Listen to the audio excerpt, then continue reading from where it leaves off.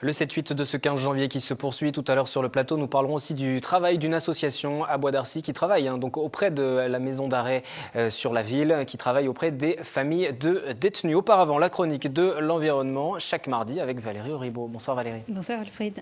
Et ce soir, nous allons parler produits locaux avec Romain Novak, président de Mon Panier Local que vous avez créé en avril dernier.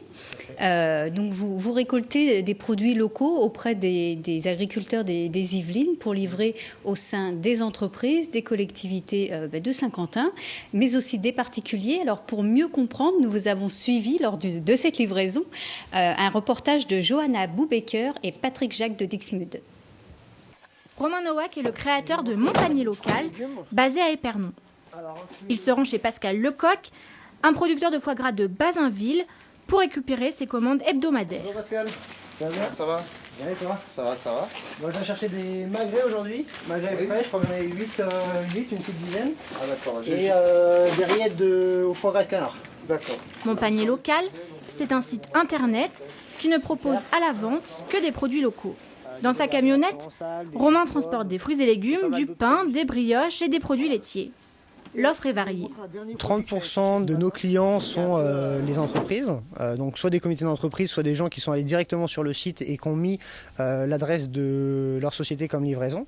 Et 70% ce sont surtout les particuliers qui ont livré essentiellement le samedi ou les soirs de semaine comme le mardi ou le vendredi.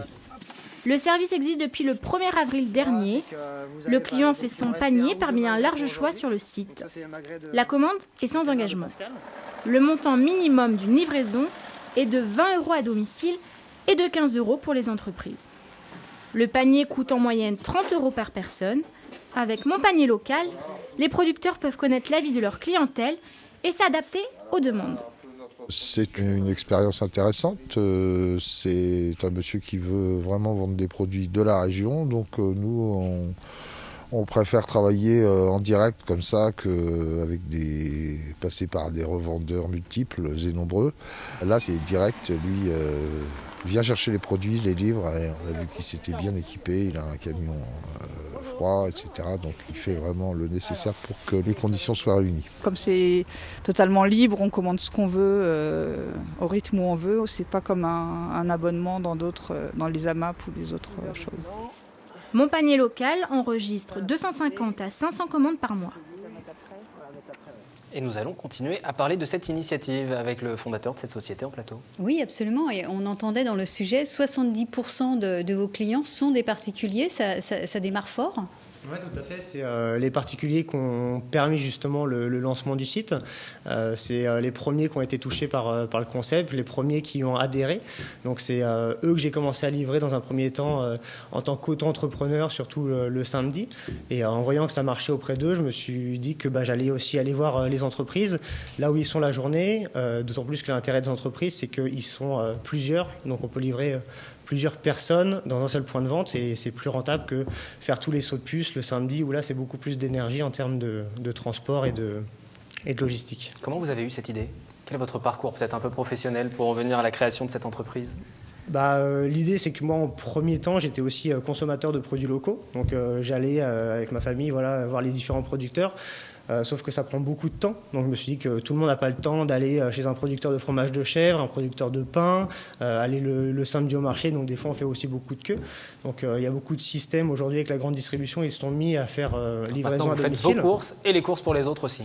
Voilà, maintenant je fais mes courses, je fais les courses pour les gens. C'est vrai que l'intérêt aussi, c'est que je me suis rendu compte que dans le département des Yvelines, on avait beaucoup de producteurs. Et c'est vrai que le premier que j'ai découvert, c'était la brasserie de la Vallée-de-Chevreuse, donc un producteur de bière. Alors que, voilà, bière bio de la Vallée-de-Chevreuse, on n'imagine pas forcément qu'on a un producteur de bière dans la région. Et si vous suivez TV Fil, si, parce qu'on a déjà fait des reportages sur ça. Et alors, ce sont des paniers qui sont remplis de produits laitiers, de légumes, de fruits, de pain. Comment ça se décline ? L'intérêt du concept, c'est effectivement qu'il n'y a pas de panier imposé. Ce sont les gens qui composent eux-mêmes leur panier, sans engagement. Donc, oui, il n'y a aucune comme contrainte les AMAP, d'adhésion. comme une cliente qui dit ça, il n'y a pas de contrat d'adhésion. Je voulais que les gens aient une certaine liberté de consommation. Donc ils peuvent acheter une semaine, revenir la semaine d'après ou un mois plus tard. C'est vraiment comme bon leur semble.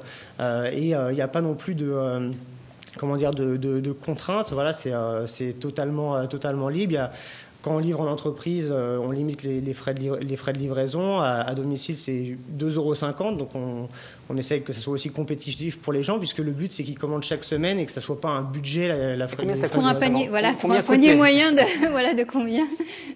Les paniers moyens sont un peu plus importants quand c'est livré à domicile. Peut-être que les gens, justement, ils se disent ça arrive directement, donc ça va plus facilement dans le frigo.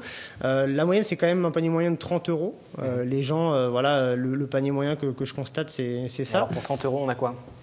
Pour 30 €, ça dépend ce que vous consommez, mais c'est vrai que la plupart du temps, les gens vont prendre ce que j'appelle les produits du quotidien, donc surtout les fruits et légumes, le pain, les produits laitiers, on va dire les yaourts. Et après, quand ils veulent se faire plaisir, ils peuvent prendre la bière bio de la vallée de Chevreuse, des plats cuisinés, au confit de canard, comme on a vu. Il y a un montant minimum pour passer une commande? Comment ça se passe? Alors, le montant minimum de la livraison à domicile, il est de 20 €, donc avec 2,50 € de frais de livraison. Et par contre, les gens peuvent se faire livrer en entreprise pour un minimum de 15 €. Et ils peuvent se faire livrer même si on n'a pas forcément d'accord avec les comités d'entreprise. Aujourd'hui, on livre des entreprises avec qui on a négocié des jours et des horaires de livraison bien précis.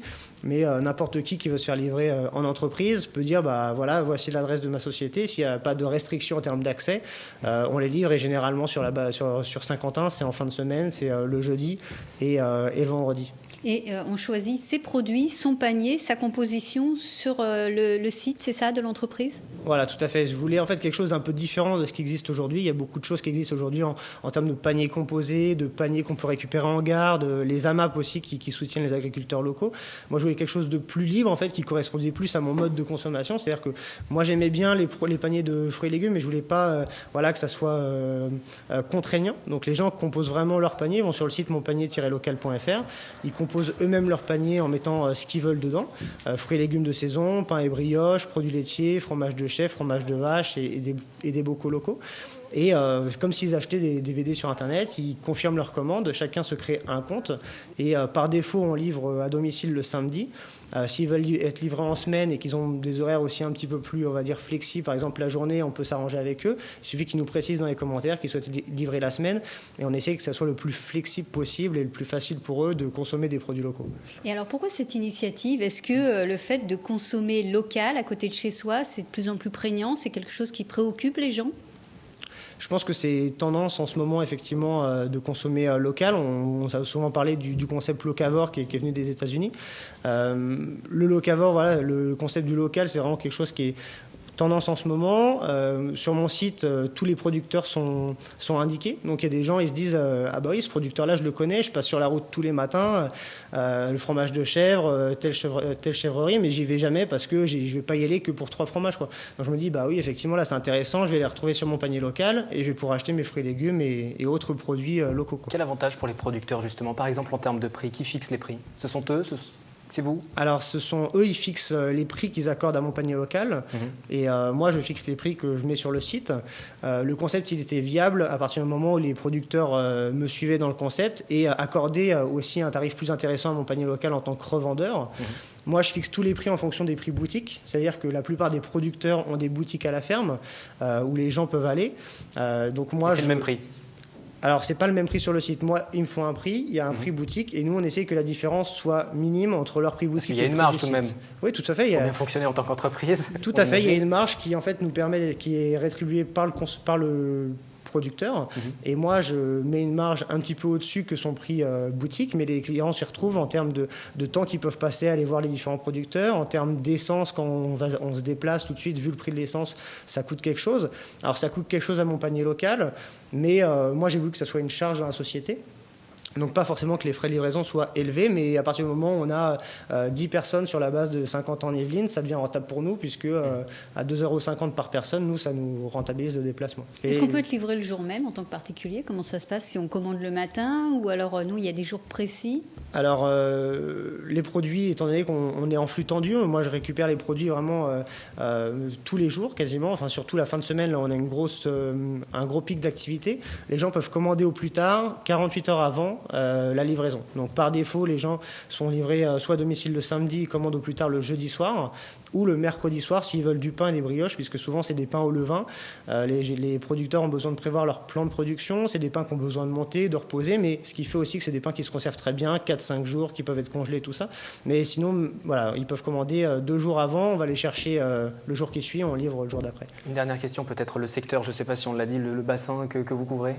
Alors effectivement, dans le reportage, on a vu qu'on était sur Épernon. Le plupart du développement de mon panier local, je l'ai voulu autour du parc naturel régional de la Vallée de Chevreuse, puisqu'il y a pas mal de producteurs dans le parc. Donc la volonté, ça a été de se développer surtout autour du parc, donc toute la base de Saint-Quentin-en-Yvelines. Donc la zone, on va dire, elle va jusqu'à Versailles.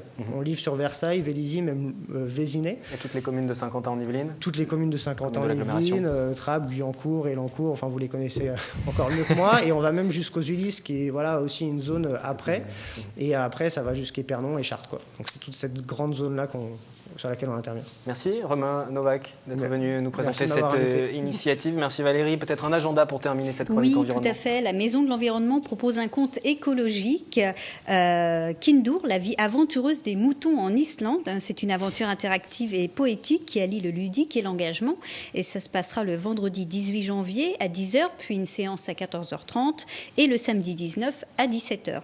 Autre rendez-vous, toujours à la Maison de l'Environnement. Toujours une randonnée entre Terre et Liens le samedi 19 à 14h, une randonnée de 3 heures. On peut prendre part à cette randonnée dès 8 ans. C'est une randonnée qui couvre toutes les terres agricoles de Saint-Quentin-en-Yvelines et du plateau de Saclay, une initiative pour découvrir les étapes de production du grain et du blé et de déguster quelques produits locaux justement. Les produits locaux, c'était justement la thématique de cette chronique. Merci Valérie et à mardi prochain. Avant de recevoir l'association Solidaire qui intervient auprès des proches des détenus de la maison d'arrêt de Bois d'Arcy, voici le rappel des titres de ce 15 janvier en images. La situation au Mali, vous avez entendu au début d'émission le témoignage d'Amadou Koulibaly d'origine malienne. Il est membre d'un collectif pour la défense des sans-papiers. Un témoignage à retrouver dès à présent sur notre site internet. Le département des Yvelines placé depuis lundi soir en vigilance orange. L'alerte à la neige aura été de courte durée. Les saleuses étaient en action ce mardi matin pour pallier le risque de verglas. La neige est annoncée à nouveau ce vendredi. Xavier Deutsch est un auteur belge, il a écrit 11, l'histoire d'une petite équipe de football flamande qui va rencontrer l'AC Milan. Il était avec nous hier en plateau. Jusqu'à vendredi, l'auteur est convié dans les collèges et les lycées de l'agglomération. Nous l'avons rencontré à Voisins-le-Bretonneux. Et puis nous venons d'en parler, Mon Panier Local, un système de vente de produits exclusivement locaux, des fruits, des légumes, du pain, de la viande. Il a été créé en avril dernier, enregistre entre 250 et 500 commandes mensuelles. Interview à revoir dès demain matin en replay sur tvfil78.com. Sport, du handball féminin avec la 11e journée des championnats de France de National 2. Montigny qui recevait Le Havre, les images à suivre. Et puis le résumé complet de l'actualité sportive, c'est aussi avec le 7-8 Sport sur notre site internet et puis sur notre antenne avec une rediffusion prévue demain 14h et une toute nouvelle édition le lundi, chaque lundi en direct à 18h30. Voici tout de suite le handball. 11e journée de championnat de France de National 2. Les féminines de Montigny-le-Bretonneux recevaient Le Havre ce week-end, actuel 2e du championnat. Malgré une belle résistance en première période avec un but de retard à la pause, les Iny-Montaigne ont cédé du terrain en seconde mi-temps et se sont inclinés de peu, 33 buts à 29. Avec cette deuxième défaite consécutive, les joueuses de Stéphane Paysan rétrogradent à la 9e place avec 18 points. Prochain match à Landy-Lampol le 19 janvier.